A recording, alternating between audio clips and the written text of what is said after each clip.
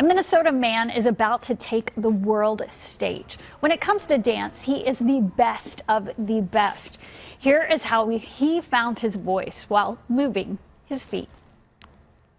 Tell me if you feel the same way, 'cause it just feels so right. As David Stalter Jr. moves his body, his soul moves too.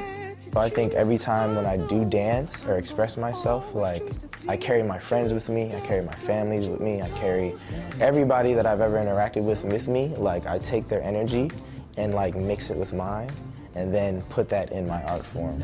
It's an art form he's perfected, but it took a while to hit that rhythm.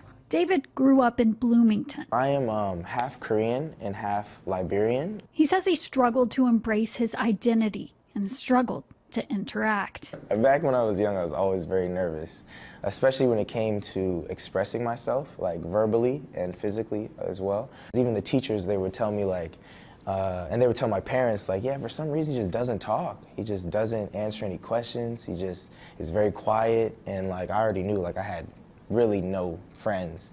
So when high school came around, I said like, I have to make some sort of change, or try to at least.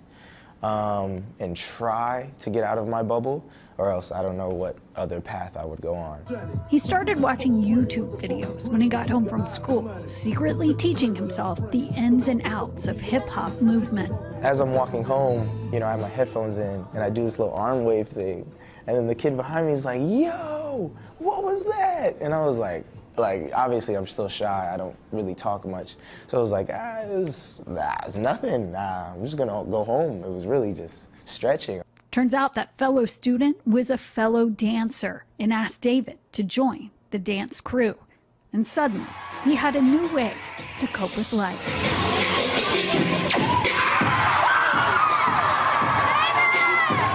Do you feel like dance saved you?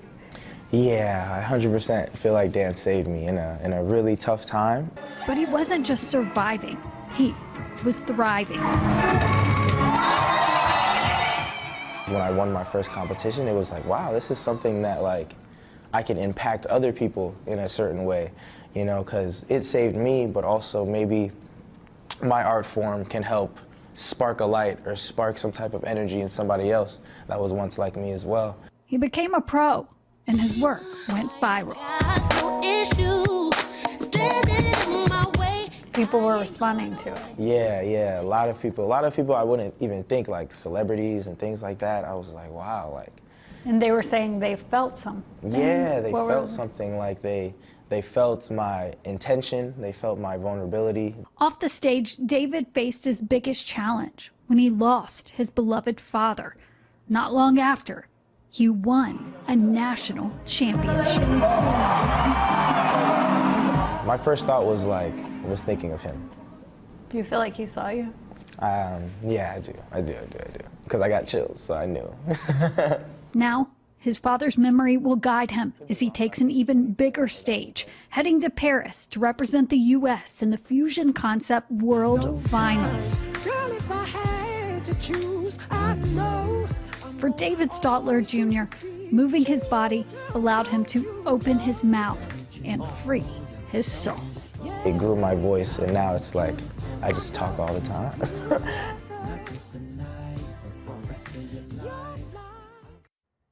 David is heading to Paris later this month. The World Finals are on the 27th. We'll be cheering him on.